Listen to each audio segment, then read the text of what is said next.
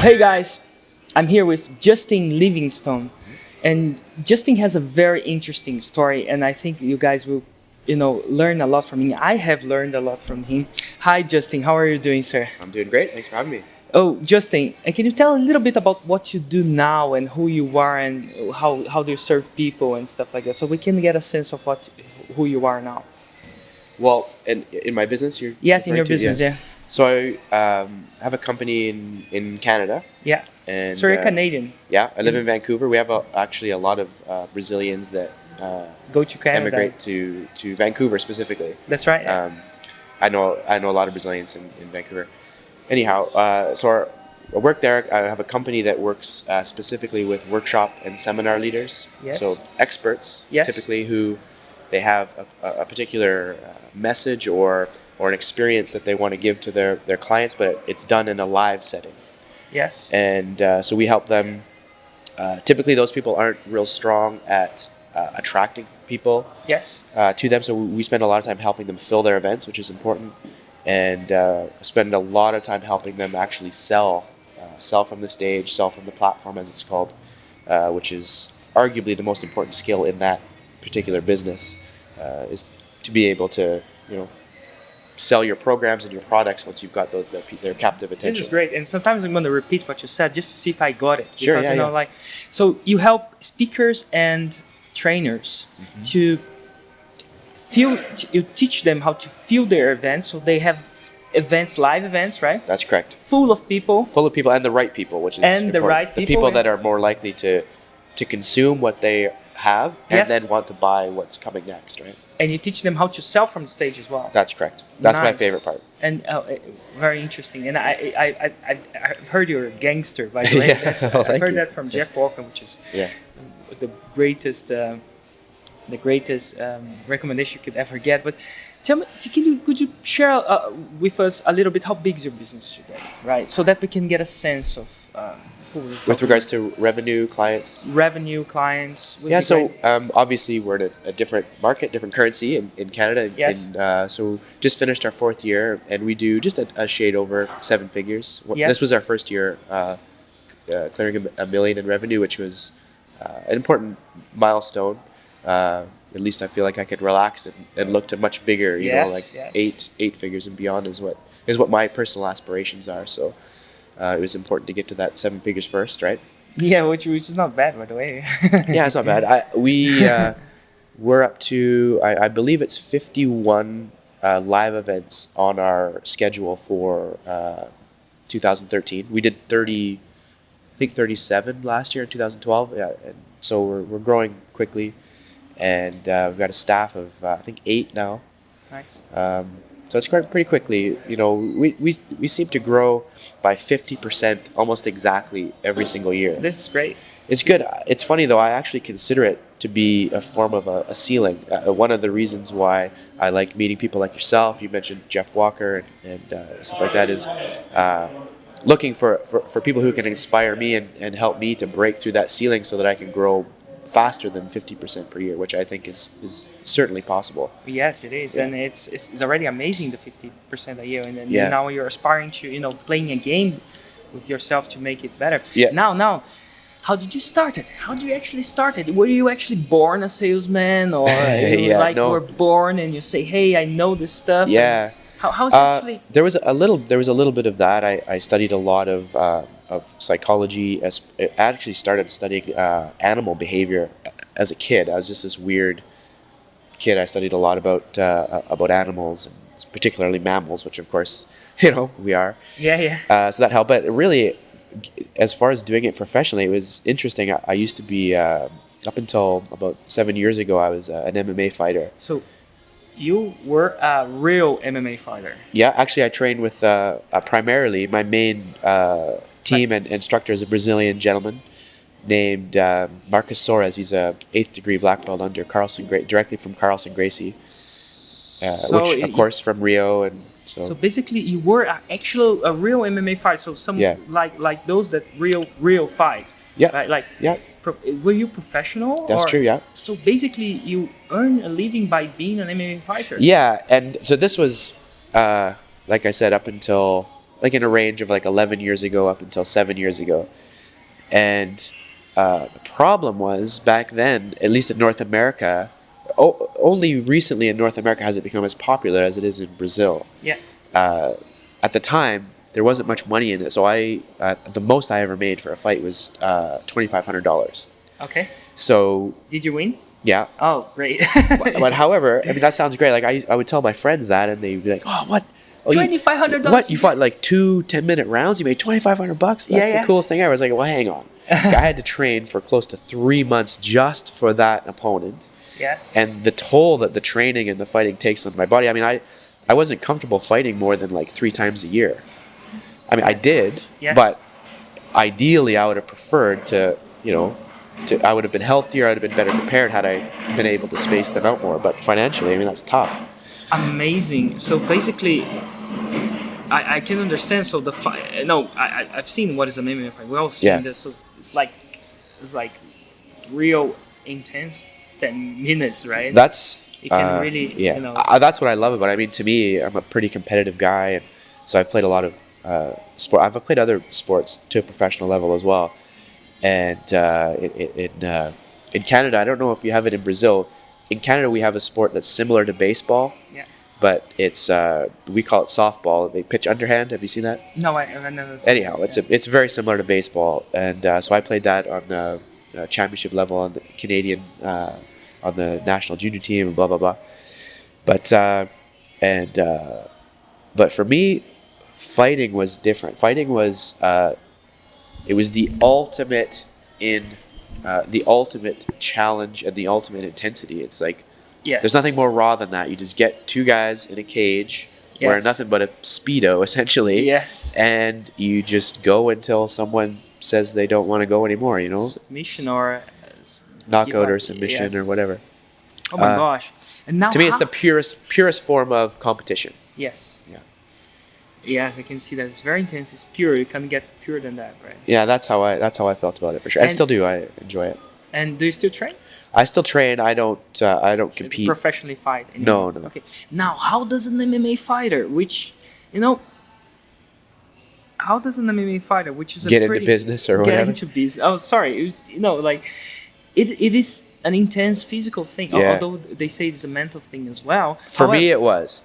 For me, I'm very cerebral fighter. Like I'm not like usually when I got into the ring, I would, you go to the middle of the ring before the fight, right? Yes. Typically, the person would be staring me in the eye and foaming at the mouth and like just wanting to kill me. For me, I was very relaxed, very very passive. I sometimes would kind of chuckle at like, really? Okay, well.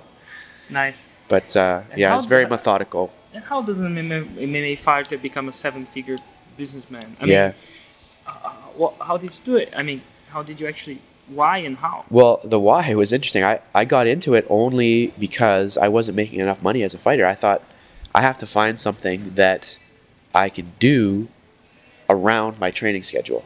And that was the original logic. So I knew I had to be, there had to be an entrepreneurial aspect to it. I had to be doing my own thing. Yes. Promoting something where it didn't necessarily have to be my product. Yeah. Right? I could be getting an override off of something. I didn't understand all of the mechanics of it back then, but I understand that I had to be promoting something on my own schedule, on my own terms. So I just got really passionate about learning everything I possibly could about selling and marketing and promotion and I mean I ended up getting into the live event space.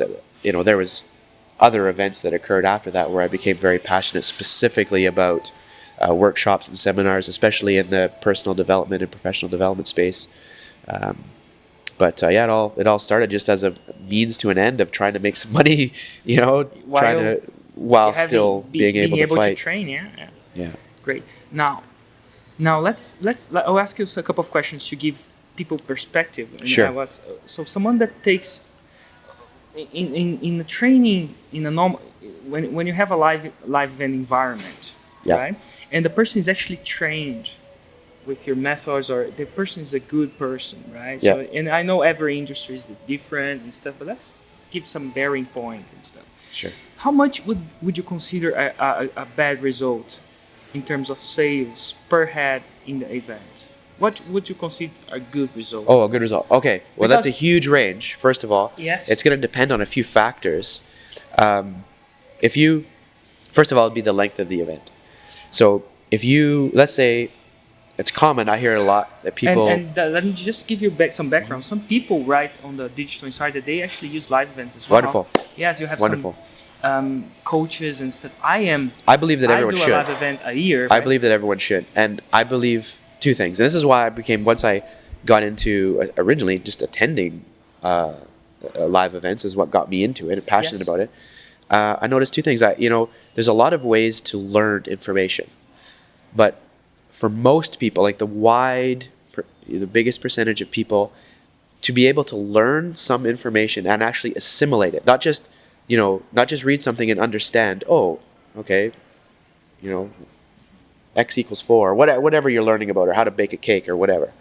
Until you actually do it, you don't really know it. Are you following me? I follow. Until And- you actually, there's the means, for example, of understanding, and that's another thing to do it. Exactly. Right? And it's in this new capacity that you have to do something new.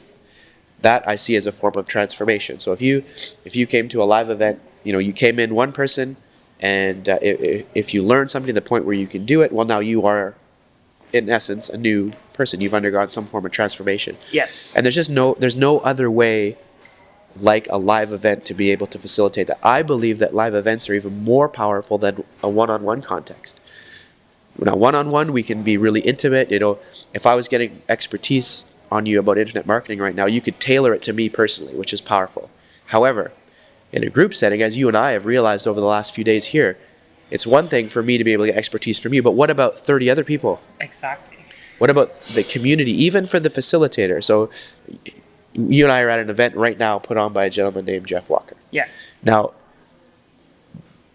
the event is amazing, Yeah. but it's not because Jeff is smart. No. It's the collective of the community that has combined. And He is smart, but the collective. in addition to that, Yeah. the real value of the program is the group. Great facilitators, great live event leaders understand that first and foremost. It's not about I'm so smart, here's my information, blah, blah, blah. That's not what makes a phenomenal live event. Okay. So attending live events, and I believe that everyone in their business model should make use of live events. Should do one. Either for client attraction or client retention, which is huge when you get not only your audience forming a relationship with you, but when they're forming relationships with each other, that's it. Now you're playing a completely different game. Yes. And in most businesses, you can do it for both client attraction and client retention. Live events makes it. I really did smart. my first ever live event last year, and the results were amazing. Oh, great! And sometimes I can share with you something.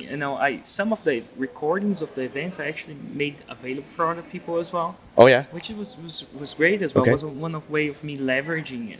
But there was this amazing energy and capacity of results generated by the person hearing live and meeting other people. I don't know. I'm still too young into the real world. I'm being an online marketer, and it's great for me to be able to meet with people that does business outside the digital space. And that's why this interview is as good as for me as it is for them.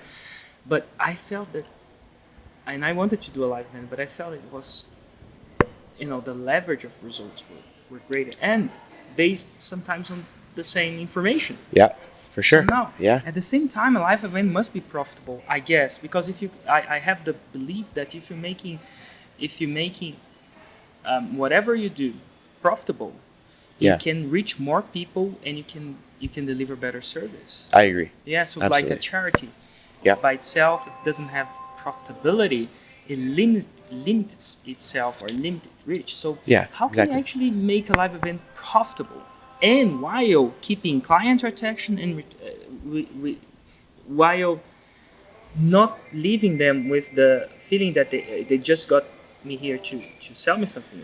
So guys, we had a little bit of a problem with our camera and we had to move places, but that's it. And that's one thing about, we've been hearing a lot in our mastermind group, like done is better than perfect. Yeah. And I'm glad, Justin, you still have some time to share with us of course. some stuff. Yeah.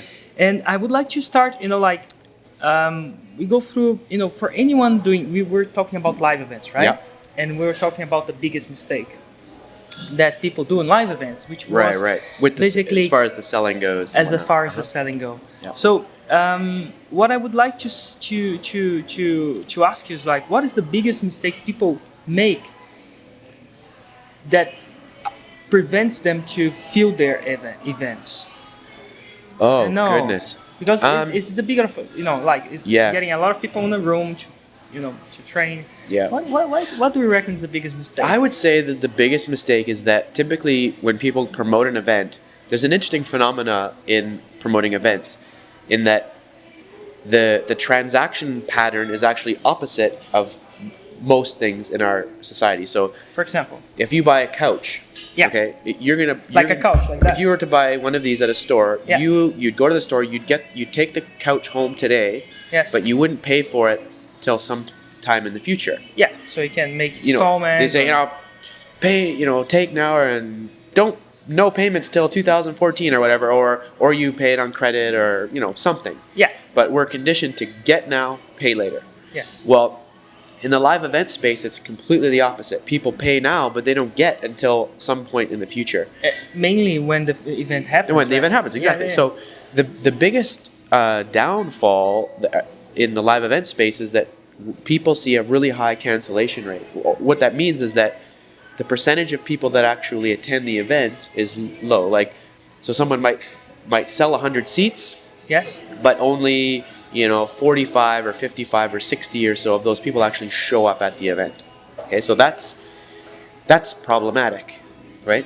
So the solution to that though is very simple. Charge a lot of money. Charge a lot of money. Yeah. Charge a lot of money. Yeah, that helps. But the real solution is value. So what I like to do with my clients and my students is to make sure that they intentionally set a retention strategy into their offer, so that if you buy an event from me, you never buy just an event.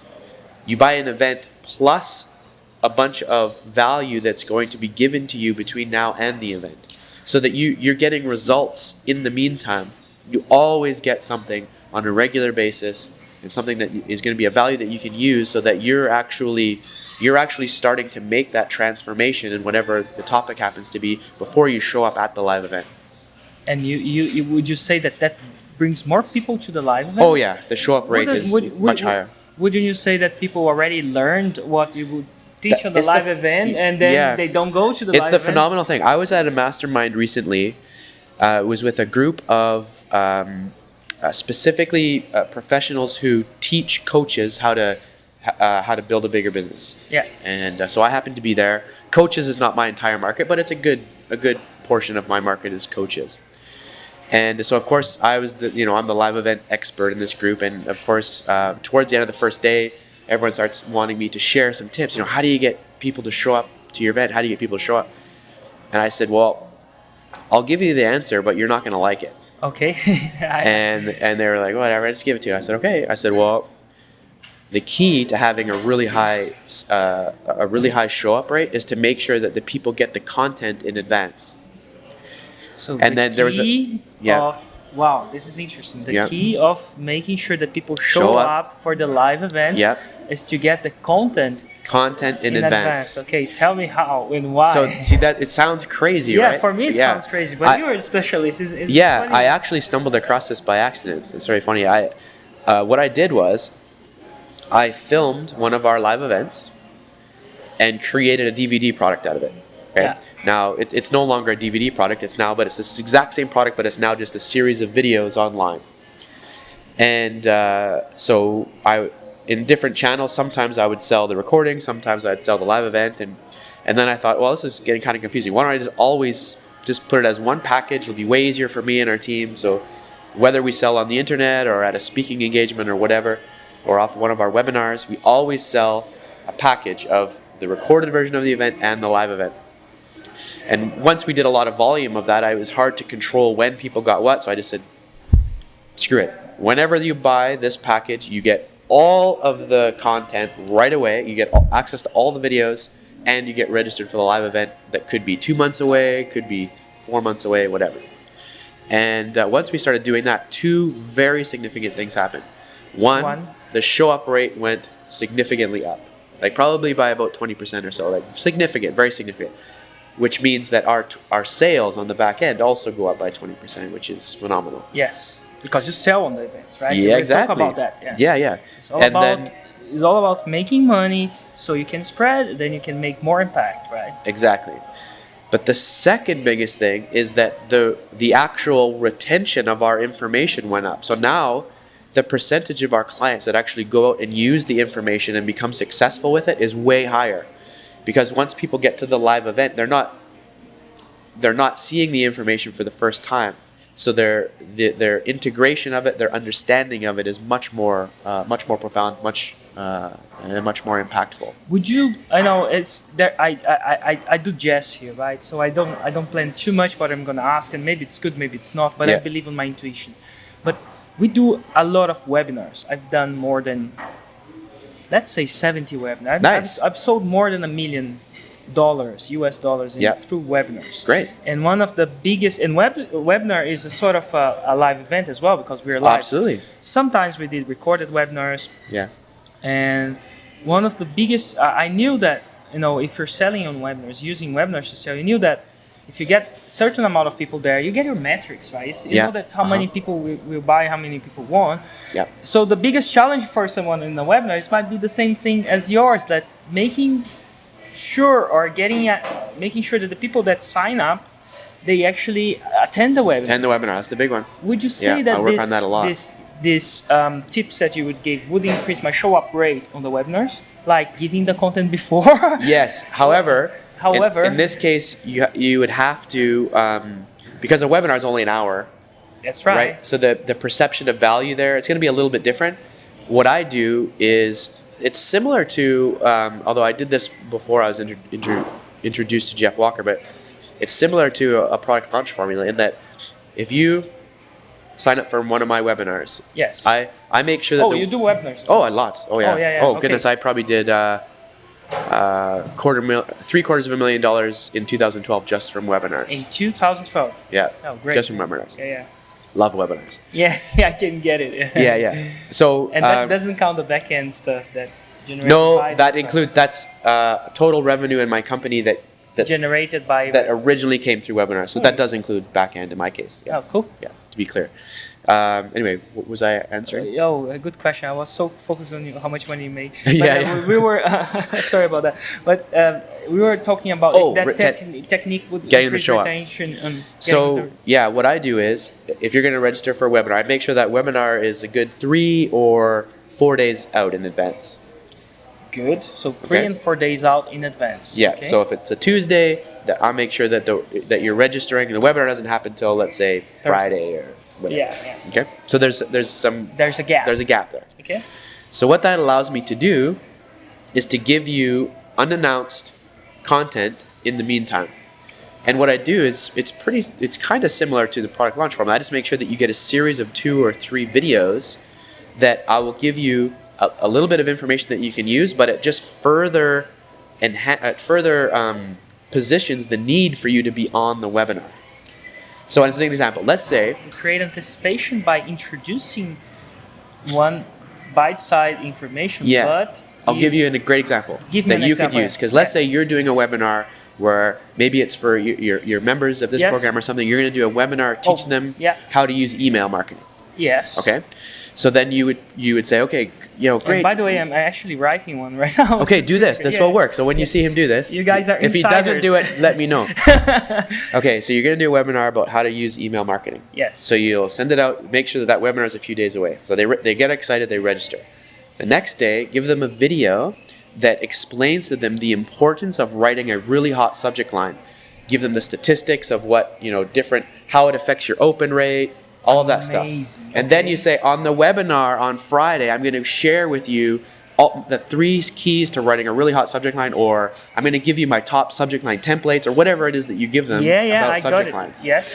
But you've educated them on the importance of the subject line, so you've positioned now I need that. And then you say, that's coming up on the webinar. I always finish by reminding the viewer how intelligent they were to register. Yes. So you were so smart. Good thing that you registered for that webinar, because that's exact information we're going to be sharing once we get together on Friday afternoon or whatever. Yeah, I can see that. Yeah. And That will then- increase your show up rate a lot. And then the next day, I can show him some split tests I did for increasing the click rate. Yeah, absolutely. So the importance of putting a thumbnail with a play button, for example, Yeah. increasing the click rate, and the impact on that on my campaigns. However, this is not just the only thing. I will actually further this topic on the webinar. Perfect. And just one day before, I get it. Perfect. I get it. Guys, hold me to account. I will do that. And we'll let you know the results, right? And, Yeah, for sure. As a digital insider, one of the propositions of the program that I actually gave to you is actually to look how I do things and how I learn things. And it's about sharing this with you. So like, Wonderful. if you don't feel like an insider now, I don't know how you're going to feel. Yeah. Just kidding. No, but that's one of the great examples. Justin, thank you. Yeah, Thank you so much. my What is your pleasure. website? If people get into goodness. want to learn live event, and if they speak English, of course, but if they want to actually further their thing, what is your website? I have so many. It's interesting. In my case, the brand of my company isn't me. It's a woman named Callan Rush. It happens a lot. It's like I did that with my brother Hugo, which the brand of the company was Hugo. So a lot of people who are in this list, they get to know him before and never knew I was in the background. But it's supposed to be the same thing. Yeah, if you want tips on filling events or presentation skills or selling at live events, that type of thing, definitely you can look her up on Facebook or on our blog at callanrush.com. I'll spell it because it's a bit of an interesting name. Could you? It's CALLAN Yes. RUSH.com. So Callan Rush. Callan Rush. Yeah, you can look her up on Facebook or go to our blog at callanrush.com. That's great. And well, Justin, thank you very much for your time and patience for and for your generosity. Yeah, thanks for having me.